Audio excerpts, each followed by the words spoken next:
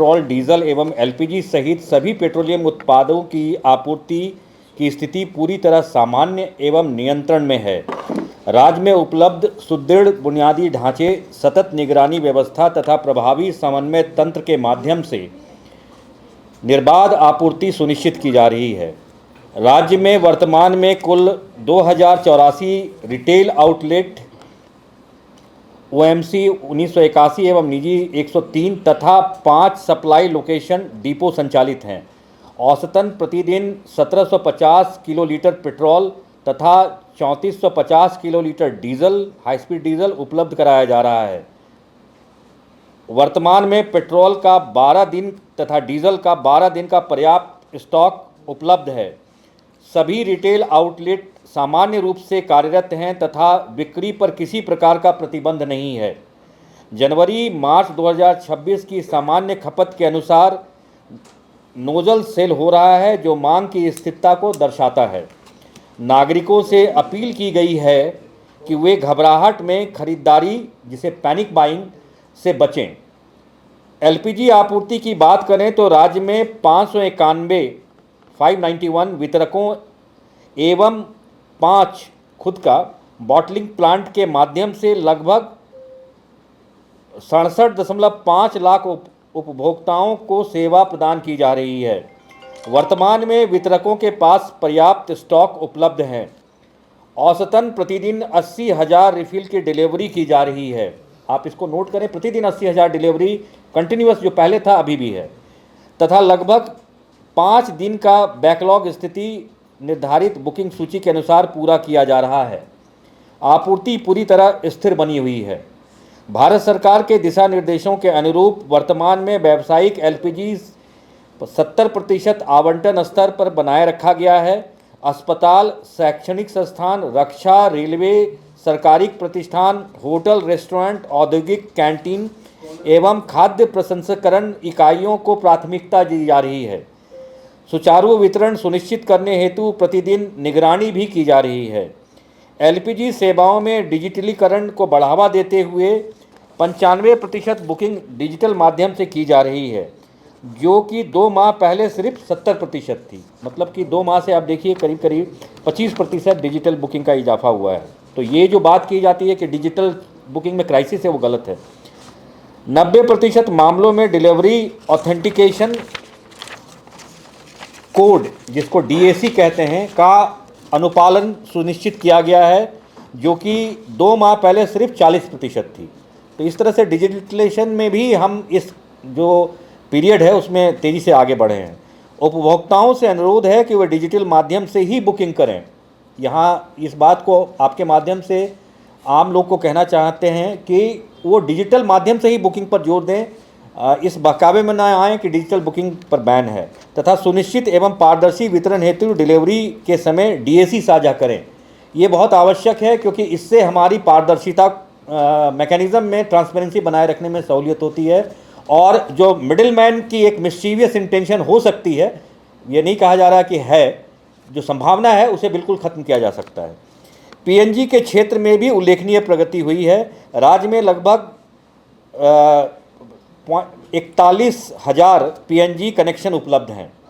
पिछले 1 माह में लगभग 4,000 नए कनेक्शन जोड़े गए हैं। सरकार द्वारा त्वरित अनुमतियां, पाइपलाइन बिछाने हेतु फास्ट ट्रैक क्लियरेंस एवं स्थानीय प्राधिकरणों के साथ समन्वय के माध्यम से नेटवर्क विस्तार को गति दी जा रही है। इसमें शहरी क्षेत्रों में एलपीजी सिलेंडरों पर निर्भरता कमी आती है। तो यहाँ जिनको पाइपलाइन कनेक्शन है, वो इन्हें डरने की ज़रूरत नहीं है कि कोई राशनिंग है या कुछ है, बल्कि सरकार के द्वारा और इसको एक्टिवली प्रमोट किया जा रहा है। तो ये इस बात को ध्यान में ना रखें कि पाइपलाइन कनेक्शन में कोई राशनिंग हो रही है। राज्य सरकार, नागरिक आपूर्ति विभाग एवं ऑयल मार्केटिंग कंपनियों के बीच दैनिक समन्वय बैठकें आयोजित की जा रही हैं। जिला स्तरीय निगरानी समितियां भी सक्रिय हैं, जैसा कि आप सबको पता होगा। हम ये पूरी तरह स्पष्ट करना चाहते हैं कि राज्य में पेट्रोल, डीजल एवं एलपीजी का पर्याप्त स्टॉक उपलब्ध है और आपूर्ति श्रृंखला सामान्य रूप से कार्य कर रही है।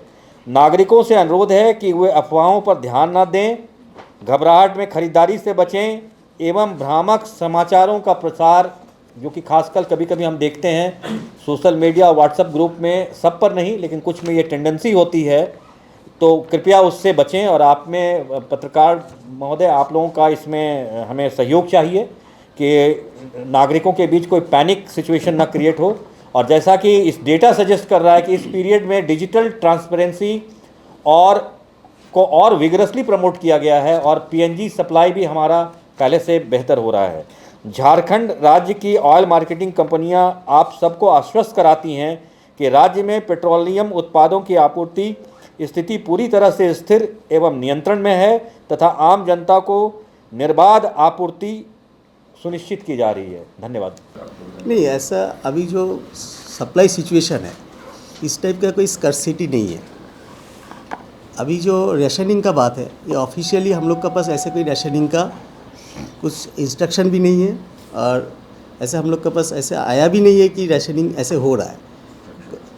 बट ऐसे दिखा जाता है कि एटलीस्ट एक मार्केट बेसिस में कहीं कंप्लीट मैंने सप्लाई का कोई कांस्टेंट ना रहा है, इसको पूरा ध्यान रखता हुआ है। क्योंकि पैनिक बाइंग का कारण क्या हो रहा है, पैनिक बाइंग का कारण अचानक कोई पंप में मान लीजिए जो एक दिन में सेल करता है उसमें कस्टमर 3 दिन का ग्राहक पहुंच जाएगा, तो वो पंप का स्टॉक का प्रॉब्लम होता है। तो ये पैनिक बाइंग को हमको अवॉइड करना पड़ेगा। Otherwise availability of petroleum products is not a issue. इसके लिए कहीं कोई इंस्ट्रक्शन नहीं है, कोई नहीं देना है, एक कस्टमर को नहीं देना, इससे ज़्यादा नहीं देना है। ऑयल कंपनी की तरफ से कोई इंस्ट्रक्शन नहीं, कोई इंस्ट्रक्शन नहीं। पंप संचालक वो भी एक बात कह रहे हैं कि जो क्रेडिट पे पहले जो सुविधा थी वो देखिए वो हमारा कॉमर्शियल मैटर है, हम क्रेडिट पे नहीं देते हैं, दे देते हैं वो हमारा। बट उससे पब्लिक को डरने की ज़रूरत नहीं है, पब्लिक को जितना चाहिए ले सकती है। बट हाँ, अननेसेसरी का होर्डिंग नहीं होना चाहिए। ये नहीं कि पता चला कि लोग जो ड्रम में भर करके रखना शुरू करें घर में, तो उस चीज़ को अवॉइड करना है। यस, मैसेज है। वो जो गैस सिलेंडर का जो बैकलॉग है वो जो पहले 2 महीने 3 महीने पहले जो एक एवरेज जो बात रहती थी बैकलॉग का, क्या वही स्थिति अभी भी है या नहीं, अभी बहुत इम्प्रूव किया। ऑलमोस्ट सेम है। 5 दिन का 5 दिन का बैकलॉग जो 5 दिन का है। अगर आज आप नंबर लगाते हैं तो उम्मीद करिए कि 5 दिन बाद आपको सप्लाई मिल जाएगी। मतलब गैस ग्राउंड लेवल पर 10 से 15 दिन तो कितने दिन में अवेलेबल कराने का? देखिए, एक्सेप्शनल केसेज में 10 दिन हो सकता है किसी पर्टिकुलर कस्टमर का, लेकिन एवरेज की अगर हम बात करें तो 5 दिन का बैकलॉग है। अगर 10 दिन के बाद भी अगर 10,000 ग्राहक ऐसा है जिसका 10-15 दिन तक बैकलॉग, तो वो क्या करें? अगर देखिए प्रोवाइड नहीं करा पा रही हैं तब स्थिति पैनिक वाली हो जाती है, तो वो क्या करें और कितने दिन तक वेट करें, उसके बाद कंप्लेन या फिर कुछ करें? अगर वो काज करते हैं 10 दिन 15 दिन के बाद भी अगर नहीं, नंबर तो मेरे ख्याल से क्या नंबर तो और बताइए, नंबर है, नंबर तो ऑलरेडी है। नहीं, शिकायत को शांत कितने दिन तक अगर अवेलेबल नहीं हो रहा हो तब कंप्लेन करें? देखिए, मैंने कहा ना कि एवरेज बुकिंग आपका 5 दिन का है, बैकलॉग का है। एक गवर्नमेंट की तरफ से रिस्ट्रिक्शन आया कि ठीक है, शहरी क्षेत्र में 45 दिन बाद बुकिंग कर सकते हैं, सॉरी 25 दिन बाद कर सकते हैं, ग्रामीण क्षेत्र में 45 दिन बाद कर सकते हैं। अगर 5 दिन 6 दिन के बाद अगर आपको नहीं आता है तो आप कर सकते हैं, कंप्लेन कर सकते हैं। जो हर दिन से लाइनें लग रही हैं, लाइनें तो मेरे ख्याल से झारखंड में तो मना कर दिया, जिला नहीं अभी लगातार लाइन दिख रही चूड़िया में अभी पंद्रह दिन से हर दिन पूरा चल रही है। कल ही सुबह हंगामा हुआ है गैस को लेकर धुआ में। क्या है हर सीधा मेरे ख्याल से गवर्नमेंट का यहाँ बिल्कुल क्लियर कट इंस्ट्रक्शन है कि कोई भी जो है गोडाउन नहीं। गोल, जहां 27 वर्षों के सफर में 17,000 से भी अधिक छात्रों ने डॉक्टर एवं इंजीनियर बनकर भरे सफलता की ऊंची उड़ान, जहां साधारण छात्र भी झारखंड टॉपर्स बनकर बना रहे इतिहास। दूरदर्शी शिक्षाविद श्री विपिन सिंह के मार्गदर्शन में मेडिकल एवं इंजीनियरिंग के लाखों छात्रों के लिए आशा की किरण के रूप में goal, nation's leading institute. Biome institute NEET की तैयारी के लिए एक भरोसेमंद नाम। यहाँ अनुभवी फैकल्टी, स्मार्ट क्लासरूम और बेहतरीन टीचिंग मेथड से स्टूडेंट्स को मिलती है मजबूत तैयारी। यहाँ हर स्टूडेंट को मिलता है पर्सनल गाइडेंस और डाउट क्लियरिंग का पूरा सपोर्ट। नीट 2027 और 28 के लिए फेज 2 बैच 30 अप्रैल से शुरू हो रहा है। आज ही बायोम इंस्टीट्यूट से जुड़े और अपने डॉक्टर बनने के सपने को दे सही दिशा। बायोम इंस्टीट्यूट सिर्फ मेडिकल प्रिपरेशन का संस्थान।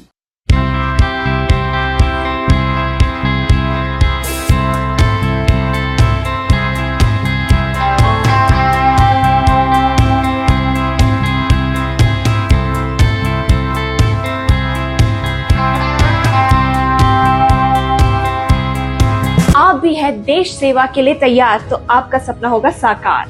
10th 12th के बाद एनडीए में जाने का रास्ता रॉ डिफेंस एकेडमी करेगी आसान। और एडमिशन से पहले सभी जरूरी क्राइटेरिया की जांच की जाती है, जैसे height, weight, eye rotation, chest measurement, carrying angle, colour blindness.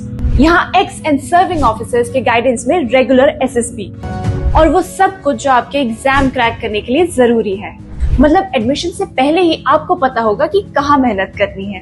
तो ज्यादा इंतजार मत कीजिए क्योंकि नए बैच की डेट अनाउंस हो चुकी है और अधिक जानकारी के लिए स्क्रीन पे दिए गए नंबर पर संपर्क करें। प्रतियोगिता परीक्षा की तैयारी का एकमात्र संस्थान NIBM banking, SSC, railway, JPSC परीक्षा की करे तैयारी। जौहरी का भूमिका ये संस्था अदा कर रही है और हीरा चमक रहा है। पूरे NIBM परिवार को मैं तहे दिल से धन्यवाद देती हूँ कि उन्होंने अपने कुम्हार के रोल को बहुत अच्छी तरह से निभाया। मेरा सिलेक्शन IBPS CSA में बैंक ऑफ महाराष्ट्र में हुआ है। करंटली मेरा RRBPO में हुआ है। मेरा सिलेक्शन बैंक ऑफ इंडिया में एज ऑफिसर स्केल 1 हुआ है। मेरा सिलेक्शन इंडियन ओवरसीज बैंक में एज PO हुआ है। NIBM झारखंड का एकमात्र संस्थान। thefollowup.in Like, share and subscribe. www.thefollowup.in